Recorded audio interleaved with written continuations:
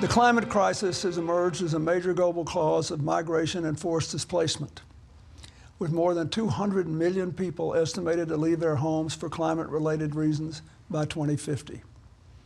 In 2022, Hispanics in Philanthropy announced the Clinton Global Initiative commitment to action to launch the Colibri Initiative to provide resources for organizations working on the front lines of climate and forced migration in Central America, Mexico, and the United States.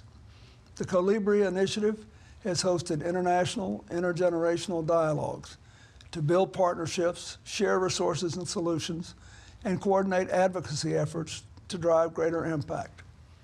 They've also engaged funders to invest in this work and support direct grants for frontline immigrant aid and climate justice organizations, starting with an initial fund of $750,000.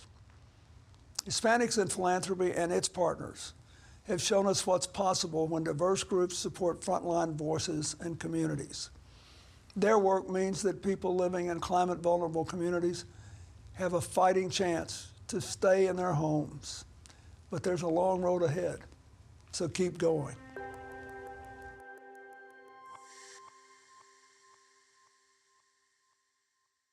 Please welcome to the stage Alex Cantave.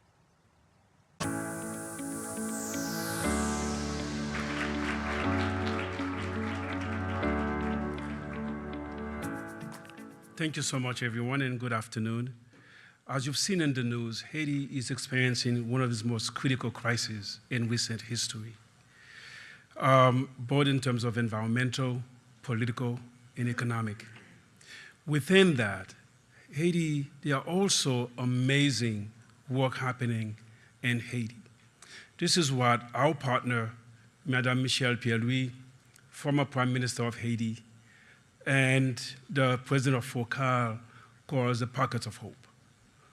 There are organizations that are working every day, making sure that children are in school, they're being fed, they're being supported.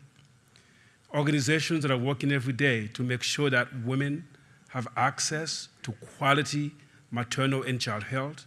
They are delivering their babies in good and sanitary facilities. Organizations that are working, making sure that families and children have food every day. Those are the Pockets of Hope.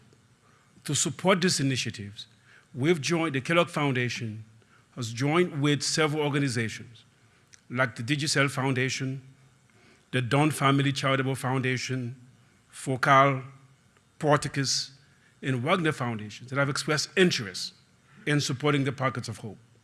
The Kellogg Foundation has made a commitment of $30 million in the next 3 years to leverage an additional $60 million for a total of $90 million to support those impactful initiatives.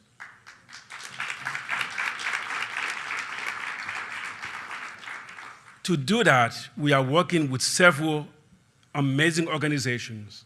Some of them are in the room today, and I do want to take the opportunities to just list some of them that are doing this work every day. Accessor, which is part of the Clinton Foundation, that are working with Haiti Food System Alliance, again, doing amazing work.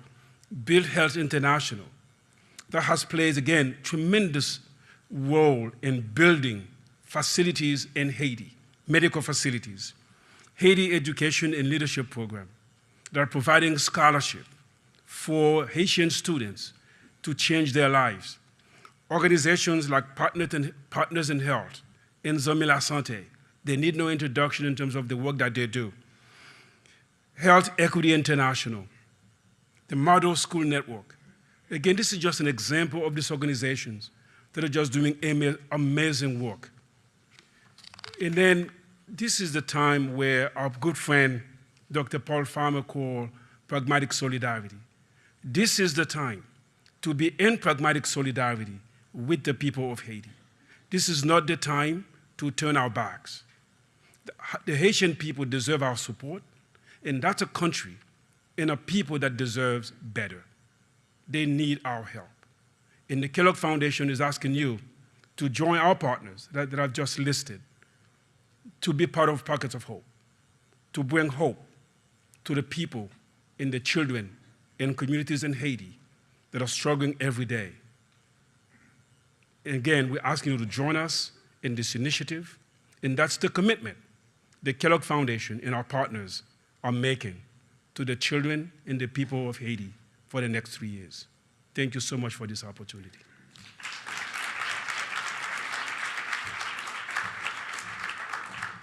Please welcome to the stage Jennifer Lotito and Amir Ahmed.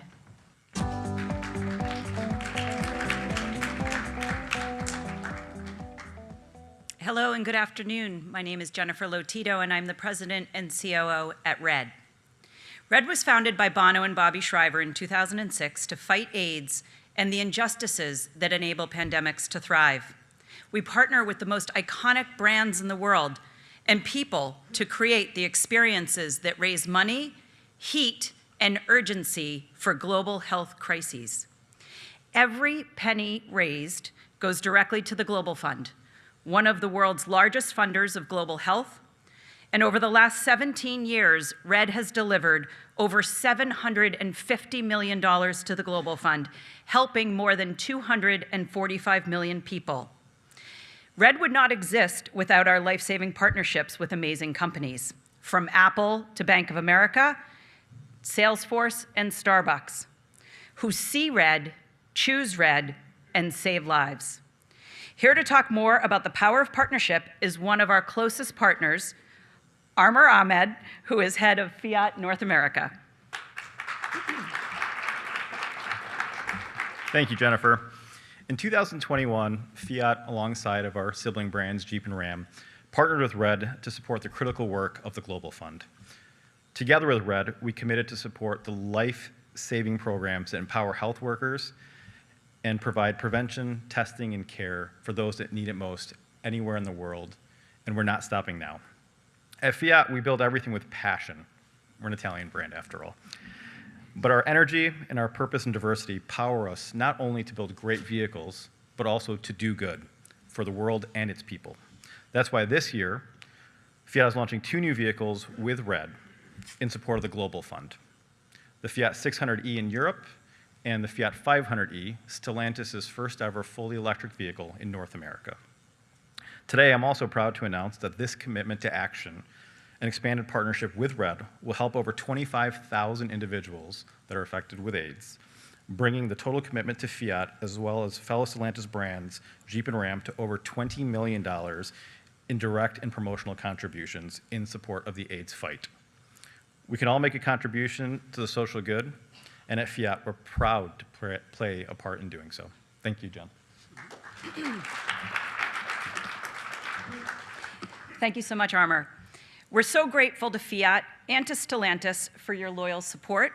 And to those of you who are here today, we're counting on your support too. Whether you're a company or a consumer, we need you to be invested in the fight against injustice. Please join us at red.org to learn more, and together, let's make preventable and treatable disease preventable and treatable for everyone. Thank you very much, and thanks for having us.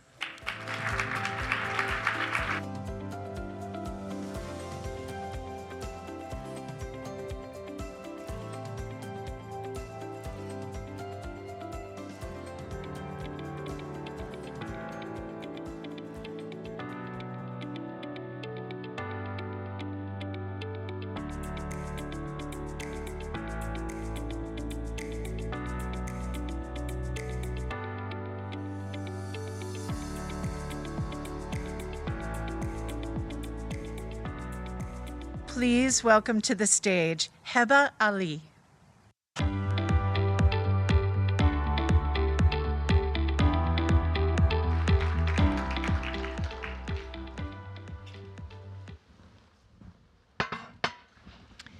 Good afternoon, everyone. I'm the CEO of the new Humanitarian, which is a nonprofit media organization that reports on humanitarian crises around the world. And what we're seeing in our reporting from COVID to Ukraine to Sudan is that often it is the informal groups of activists, of volunteers, of grassroots organizations that are stepping up in the immediate response. And unfortunately, despite being often closest to the issue, best connected, fastest, and most aware of what their communities need, they struggle to get access to support and resourcing. So today we're going to look at how to overcome that. I want to just share with you a quote from a volunteer at the Sudan Crisis Coordination Unit who we interviewed a few weeks ago. Her name is Sarah Abbas, and she told us there's still a mentality that the local response is an afterthought, that it's not really something that's integral to the international humanitarian response. And so how to get the big bucks and the big infrastructure that the international community represents into the hands or plugged into the networks of those who are on the front lines. What's getting in the way of getting more support to frontline groups, and how can those barriers be overcome? So we're going to try to look at some of the innovations that we're seeing in that space. And to my mind, answering these questions is the only hope in hell of getting a rising number of people in need access to help, because the international aid sector just can't keep up. There are, of course, a range of humanitarian crises. We cover the whole spectrum from conflict to crises caused by natural hazards. And we're going to start there today with a conversation with Dr. John Vaz, the CEO of Malama Ikeola. That's one of the federally qualified health centers on Maui that is operating multiple sites, and during the fires lost an entire site and was on the front lines providing care to the most vulnerable populations. Dr. John Vaz, do we have you on the line? Yes, hello. Hi there. Thank you so much for joining us. The wildfires in Maui were, of course, one of the deadliest disasters in US history. How is the community in Maui doing? And can you tell us a little bit about your work in responding to the fires? Sure. I think realistically, we're in the mix of things. Every day there are cycles of emotions and thoughts that hit you for the first time. And you find yourself also in cycles of thought and emotion that you've had several times over. The most common thread, though, across the different subsections that live on Maui, of community that lives on Maui, is still one of grieving and sense making. Definitely a feeling of we're being rushed towards solution making.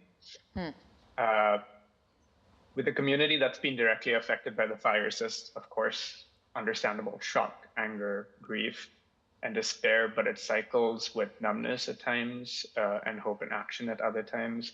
As a physician, as a healthcare administrator, I see almost a secondary traumatization of the economic downturn that brings back memories of loss of jobs and income from COVID in 2020 and 2021. And I think this is a community that's sort of struggling back up still from recovery of that and paralyzed after this recent disaster. And I think there's just a deeper sense of, I don't want to say hopelessness, but a lowered sense of hope. I'm sorry to hear that, and for everything that you're going through, and thanks for being so raw in describing your emotions. Tell us a little bit about the role that your health center and other local grassroots groups are playing in responding to this crisis. Yeah, I'm really proud to say that, true to the mission of all the community health centers across the country, our local community health center galvanized quickly within hours of the first morning after the fire, and we were the first health system to staff medical stations. We're not a very large center. We're what I call Hawaii medium large. I moved here from DC 7 years ago, and very small compared to that. But had the force of nearly 50 volunteers from our health center show up at the two major shelters in central Maui with supplies.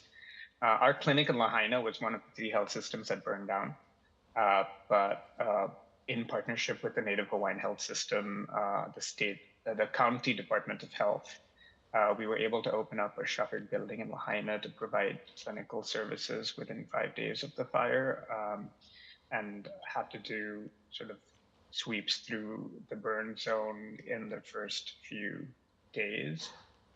Our focus right now is a network model with other healthcare and social solution partners to provide respite for this community that's honestly just struggling to come out of shock and navigate many really complex decisions in a mindset that cannot handle complexity. So we're trying to make things as simple as possible.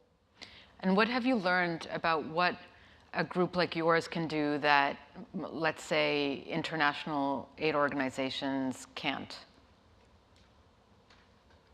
Yeah, I hope I never have to go through something like this again, because it leaves you feeling really just wondering if you're adequate or not to respond. My observations from this are, apart from the direct destruction of the fire, there's been a surfacing of pre-existing hurts and a widening of inequities in our system. And I wonder if that's the case everywhere in the world after a disaster.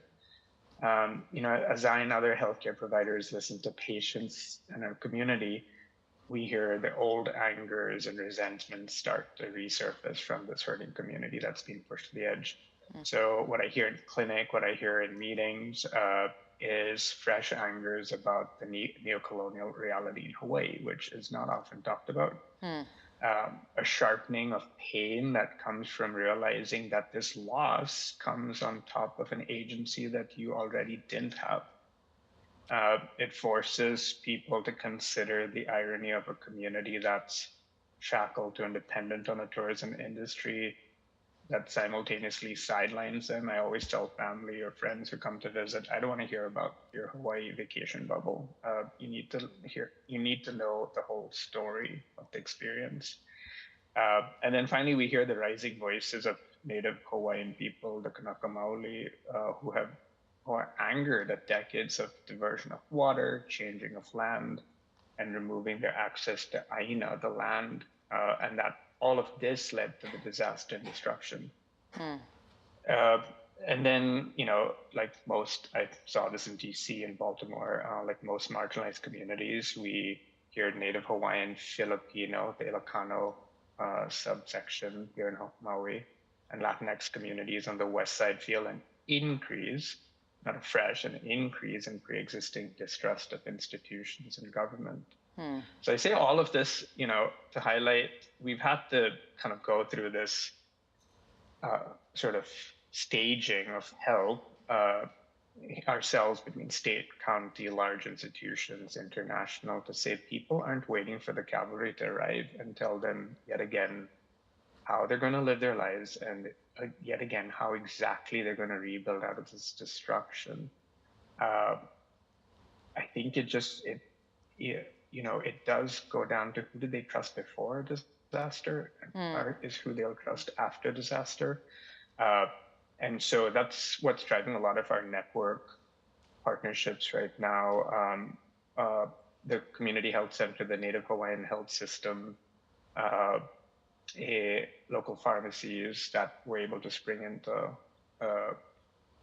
action, over the sort of before the sort of pharmacy giants like CVS and Walgreens were able to. It all just boiled down to community, and I think that's where the focus should be. I think when aid arrives after a disaster, it would be helpful to give people time to grieve and sense make instead of a pressure to solution make. I felt that in the second week, people are like, John, you got to put this down in a proposal. And I'm like, it's been 2 weeks. Make decisions clear and simple about help, make the help concrete in money and resources. I talked to our chief financial officer, and her name is Monique, and I say, there are cold offers of help, which are sort of the equivalent of prayers and thoughts. There's the lukewarm offers of help where I have to do way more than I have the bandwidth for. And there's the hot offers of help that I can use right now. I think that's what people need. And then finally, be present for the actual time of recovery. It reminds me, I'm sure most of our parents, my mom has said, don't show up at a house after someone passes with the casseroles and the abundance. Show up in 3 or 4 months or 5 months or 6 months, because that's when people are the most alone. And I think there's something similar here. Dr. Vaz, a very clear, I think, message to the international community and the CGI community gathered here around the best way that they can help support you in this moment. Thank you so much for taking the time to talk to us today, and all the best. Good luck with the recovery, and we're praying for you. Thank you. I see you want to applaud. You can.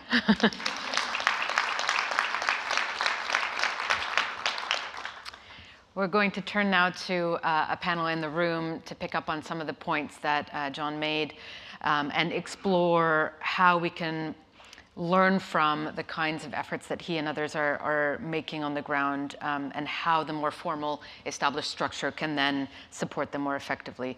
So I'm going to call on stage our panelists, starting with the Prime Minister of Albania, Edi Rama.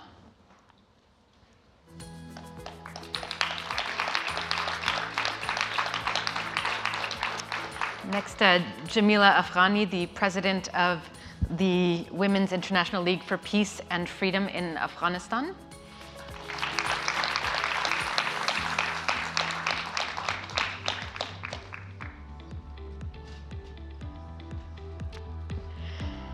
Jada McKenna, the CEO of Mercy Corps.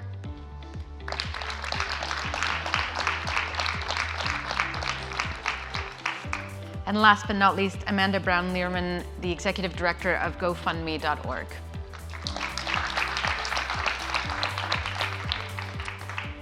So thank you all for joining us. And Jamila, I'd like to start with you. Of course, you, like many other Afghans, experienced the 2021 withdrawal from Afghanistan of US forces, and you had to deal with a very dramatic situation and adapt kind of your own approach while evacuating your family and trying to help others. Talk a little bit about, in that context, how local organizations and activists came together to respond to the situation, and since then, how you've continued to work to support one another. Thank you very much. Unfortunately, what happened in Afghanistan on 15 August 2021, it was really sudden. We were not ready for that. And it needs very quick solution, because we had only 15 days where the troops of USA and NATO had to leave Afghanistan forever. And the government already collapsed, and we had no other alternative. So I was worried about my own and my family safety. At the same time, I was worried about the safety and security, thousands of our members who are working with us, and millions of Afghan girls and women that they had no contact with anybody outside Afghanistan. So when my friends reached out to me to support me for evacuation, and I was begging everybody to support some other women also who are in need. And that little moment that we had, lots of friends were recognized or introduced to the international community, to the fellows we had, to be supported for evacuation from Afghanistan. And it was also very interesting, you have seen in the news, that the airport was very crowded, and it was the only spot that people could evacuate it from there. And because of the crowd of people, all roads were blocked, and we couldn't get in any way. Especially with a person having disability and very young children, it was really chaotic. We tried more than 10 times in different timings, midnight, morning, evening, but it was really difficult to be evacuated.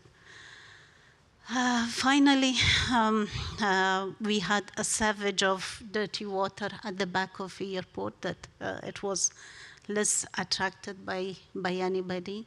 So finally, we had to go through that dirty water savage to reach the international community's forces who were standing inside the airport to support us. So, yeah, it was really difficult experience, and I'm sure leaving country, one's country is the worst decision a person can make. But we can guess that how worst condition will be there that people are taking that decision. But the very worst situation we faced. And in that whole process, how were communities helping one another? Yeah, of course, we believe in the power of sisterhood. We believe in power of humanity. And that's why we are holding each other's hand and we are leaning on the shoulder of each other. And Afghanistan is a very patriarchal country. you know about the Taliban and the bans Taliban are imposing on women. And still, Afghan girls and women are doing their resistance underground. So many activities are going on because we have a vast spread network underground that we are supporting each other with psychosocial wellness program, which was one of the immediate program we adopted after the change in order to give a little bit peace of mind to our sisters to think what is next, what next they need, that they should to be able to deal with the situation. When you think of underground network in Afghanistan, a group of women helping each other with mental health is not the first thing that comes to mind. So I'm glad you've reframed that term. Prime Minister, I want to turn to you because your country, of course, suffered an earthquake in 2019 in which, again, you were faced with the situation trying to mobilize support. What challenges did you face in trying to get funding to frontline groups and communities in the midst of that crisis? Thank you. I believe I would not have been invited here if was not for actually what we happened to do as a country for the Afghans in that moment of chaos, and also for what we are trying to do in the Security Council, where Albania is a temporary member, and where, believe it or not, but for the first time in the history of the Security Council, was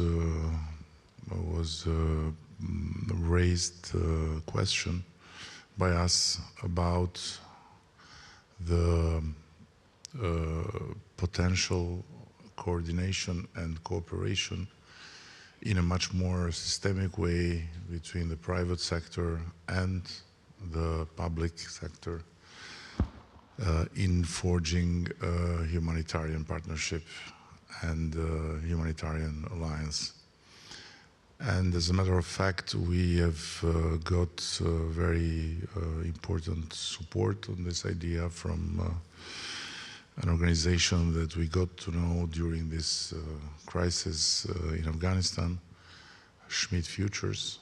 And with them, we are now getting on board several other big players and trying to give life to a platform where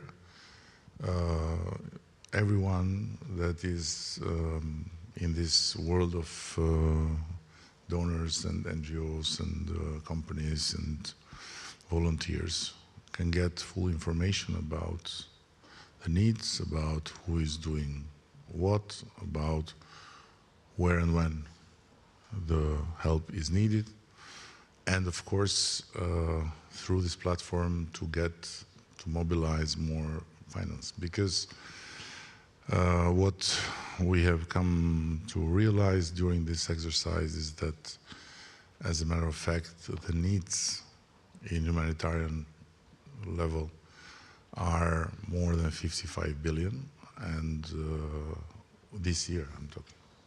And what has been put together is less than 11 billion. So the gap is huge, and the need for coordination is immense. And going back to the moment we were exposed to this chaotic situation, in Afghanistan, I must tell you, it was shocking for me, it was shocking for us, because we couldn't imagine how all these big countries were not only leaving the country, but leaving behind everyone and everything, and not even thinking about what will happen with all these women that have put themselves in the line, with all these people that have worked for us. When I say us, it's because Albania is also a NATO member and we had a mission there. And what would happen to all these people that have exposed themselves as the future enemies of the new regime there, by believing in the dreams we sold, and by believing in the future we made them dream of. So then we got some requests out of the blue from some of the organizations, Schmidt Futures included, and also from Secretary Clinton and Women Voice and others, to host this people in Albania. And yeah, we are not among the biggest, we are not among the richest, but we said we have to open the door to these people, because it's a shame to leave them, you know, in the hands of these barbarians. We can come back to and so from then we learned how important it was to have something more systemic, something more ready to respond, and not to end to see this total chaos. You know, it looked like you know, we believe that in Albania we are chaotic, but when I saw how chaotic the United States could be, I said, oh my God, we are so good. I want to come back to the question of Afghanistan in a minute, but just also curious about your own experience when Albania has endured its own disasters, how this new initiative that you're trying to develop helps address some of the challenges that you saw in your own. Listen, we hope that this initiative will develop, and we hope that this kind of needed bridge between all these good-willing people, good-willing companies, good-willing organizations, and the United Nations will be built by overcoming also a prejudice, which is not without base, by the way, that the United Nations is too slow, too red tape, which is true. But we hope that this will develop. While we had the earthquake, we were blessed by having friends, and we were not left alone by the European Union, by Turkey, by the United Arab Emirates, and by many others that supported us, while in the very first moments, it was amazing to see all the rescue teams coming from all over Europe and even from Israel to help save people that were still alive under the rumbles. And also, it was amazing to see Albanians themselves from all over the places we live, because we are in a very special, very special case, because we're a small nation, but with two states, Albania and Kosovo, and with Albanians living everywhere. And basically, here, you know better than me that if you want to really have a good dinner, you go to an Albanian restaurant in New York. So, and they were all helping. It was amazing. So, Jada, I want to come to you, because the Prime Minister's talked about, you have this crisis, all these countries are rushing in. In the case of Afghanistan, total chaos. And so the easiest thing is to kind of go in and try to do something. And yet, as Jamila has pointed out, there's already a whole network in most any crisis that is at play. So how do you, as an international NGO, try to plug into that network? And you've done, in particular, research on how these informal kind of support groups work in places like South Sudan, Yemen, Lebanon. What have you learned about the best way to support those kinds of informal groups? Yeah, we come into these situations with experience on all kinds of disasters all across the world, but in every place you have to develop a bespoke solution that speaks to that community in that context. So local actors are critical. And in fact, our response in Ukraine is 100% through local actors. So a few things that are quite important is being aware of local informal networks where you can, watching them for early warnings, but making sure that whatever response that you're doing does not interfere with those networks. I think being transparent and open about everything that you're doing, communities should understand how decisions are being made around who gets access or who qualifies for what, and working with local organizations to do that. Also, just entering things with a posture of humility and deep respect to develop, these relationships it's a relationship business. It's not like we're plugging like a widget into a hole, and it takes time to build that kind of trust and transparency between organizations, and it's even tougher in emergency situations where people are under crisis themselves. So that real openness to learning, there's a whole posture and behaviors and ways to think where you're open, where you're listening, where you're understanding what people truly need, and working around that versus imposing your own ways right away. And we heard that from Dr. Vaz, right, to say, listen to what we're feeling and experiencing before you kind of push us to rush to a solution.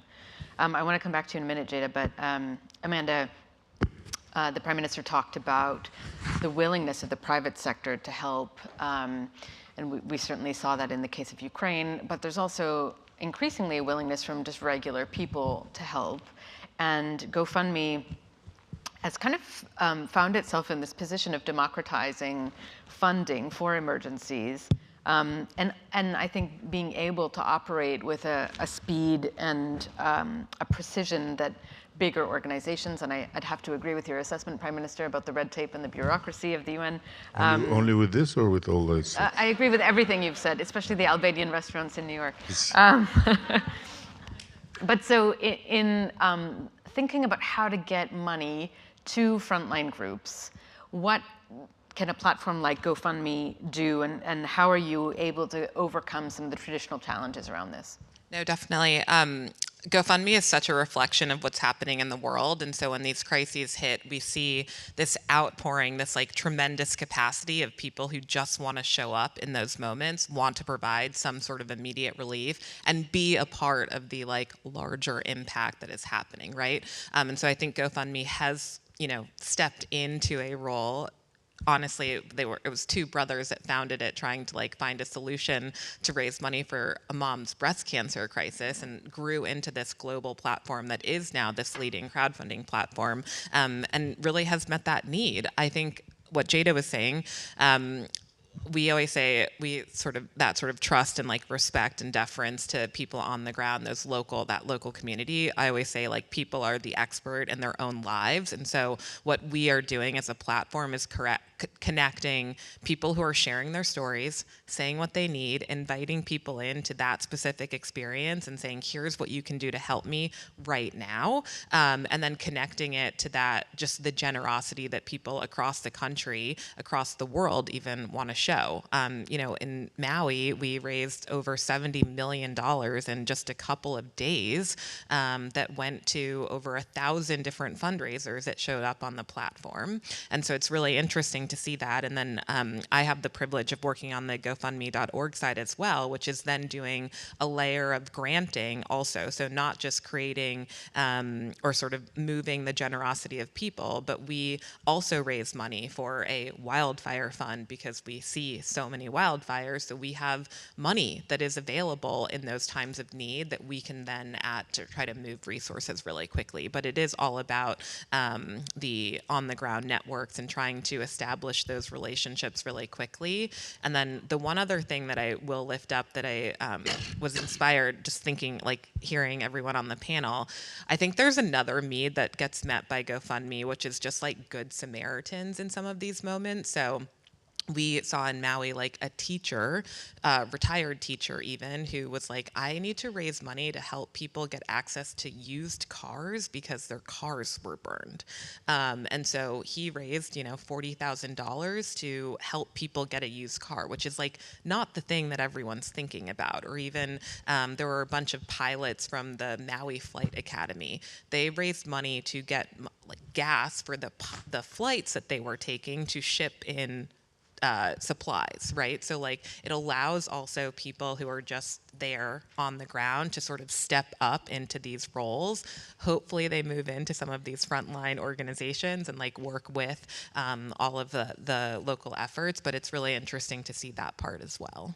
And what strikes me in what you're saying is that that's such a bespoke response to a very specific need and sorry, Jada, but in a way that the international community isn't capable of offering, right? Like you've got an approach that you're trying to scale around the world, and it's difficult to then say, okay, in this particular case, we're going to provide used cars, but that's what this kind of a model allows you to do.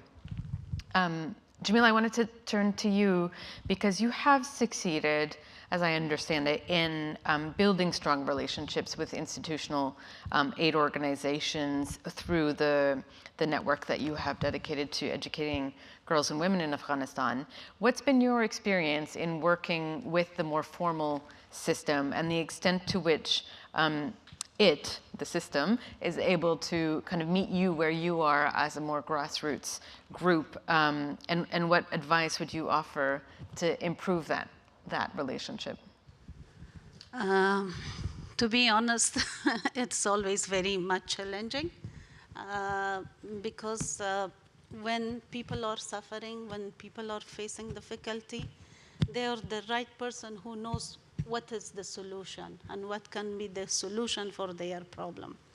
But usually funders or other stakeholders, they have their own policies and procedure that they want people to adopt that. But going through crisis, through difficult situation, getting adopted to those policy and requirements, it's a huge difficulty that people at the time of crisis cannot manage. When Taliban take over, everything was frozen in Afghanistan. Banks were frozen. We were not able to take our own money from the banks. Nobody could send money to Afghanistan. Like it was such a difficult situation, just like cartoons, that everything was frozen and we could not do anything. I'm very much inspired to hear about GoFundMe. It is such an interesting initiative, and it is very local initiative. And I still need the banks to work though in those moments. So I'm like, man. Yeah. That's when the Prime Minister's private sector initiative kicks in, right?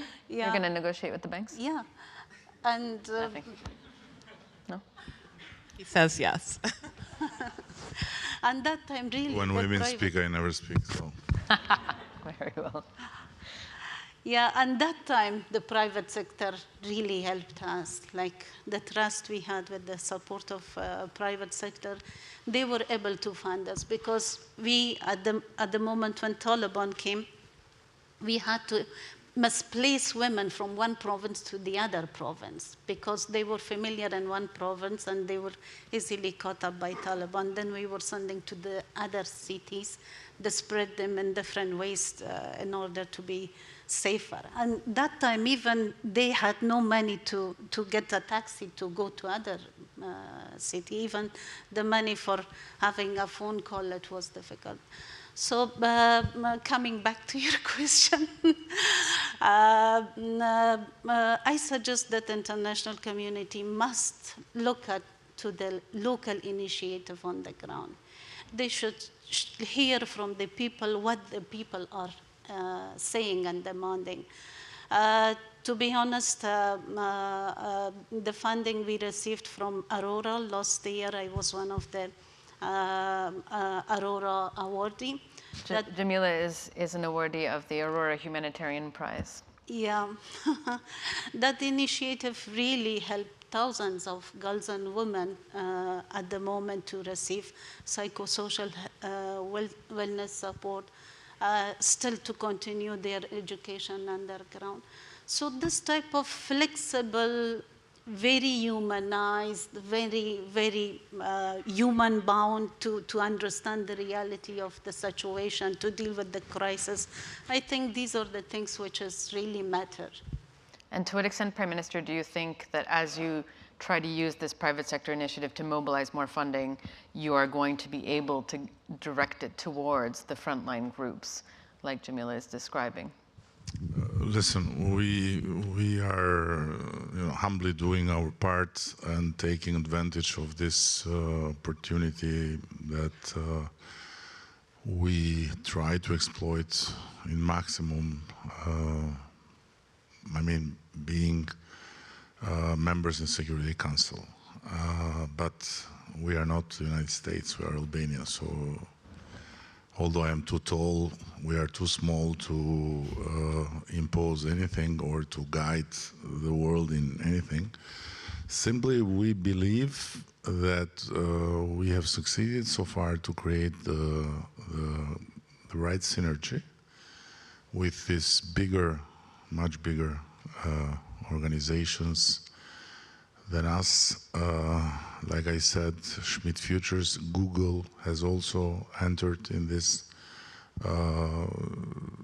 startup alliance, let's say, and hopefully others will join, and everyone can bring both, not only the money, the donation, but also the know-how, because Google can contribute a lot, for example, just giving an example, with the technology side.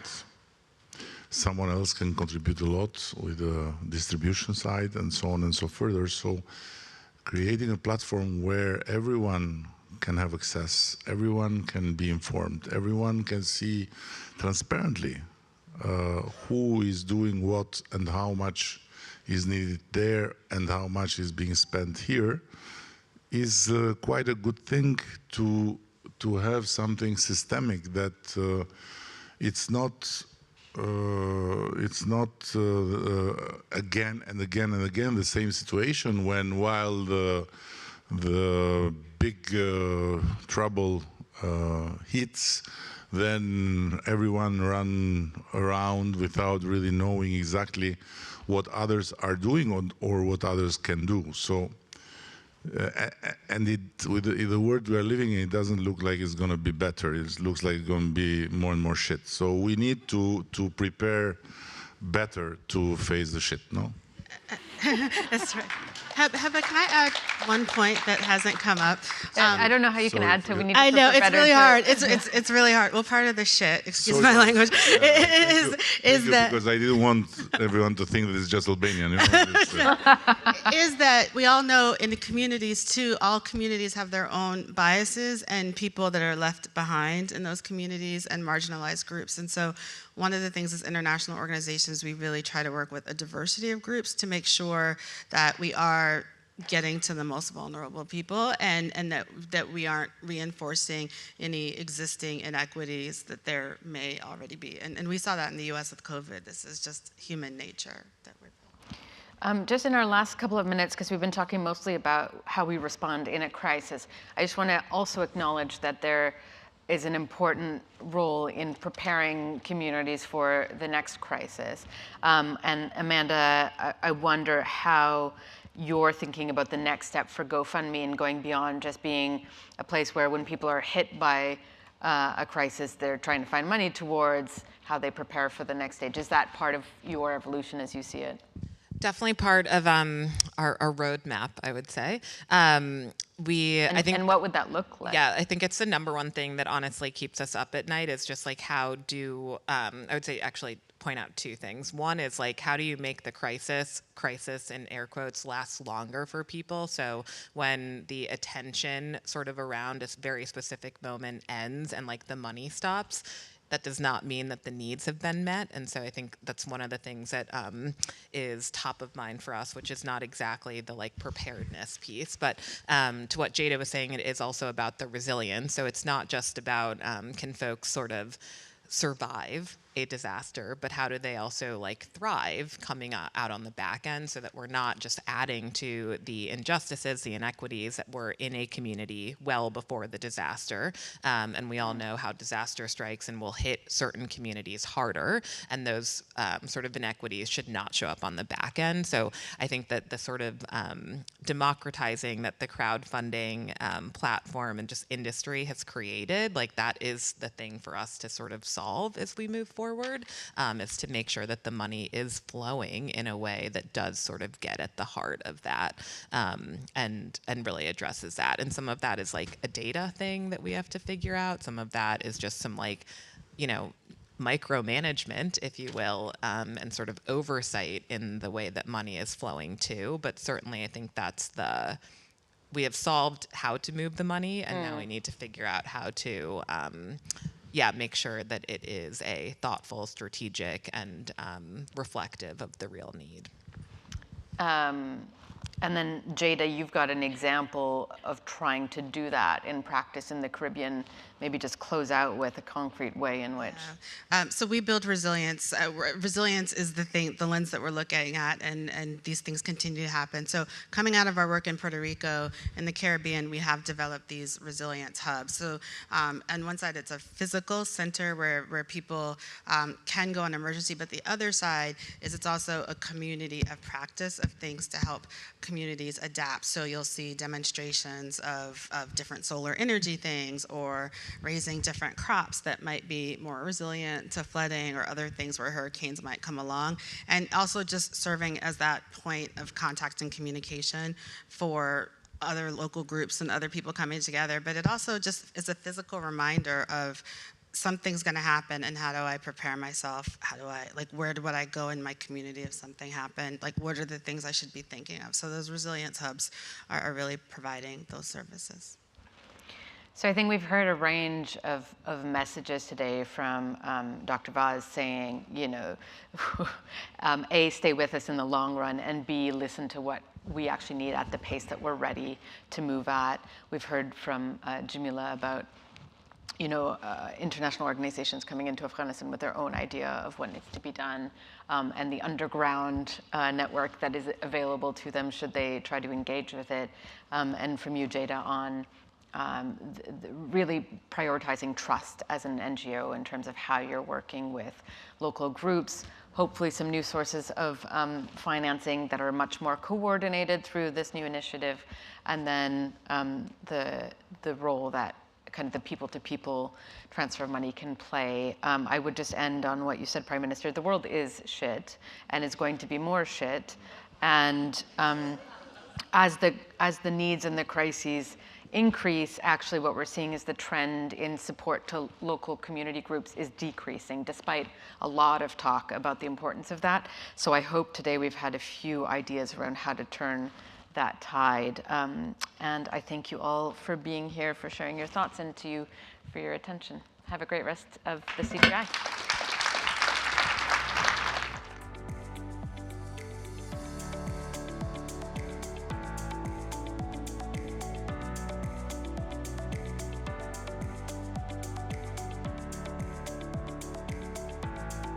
Thank you for joining. Please make your way to the next session.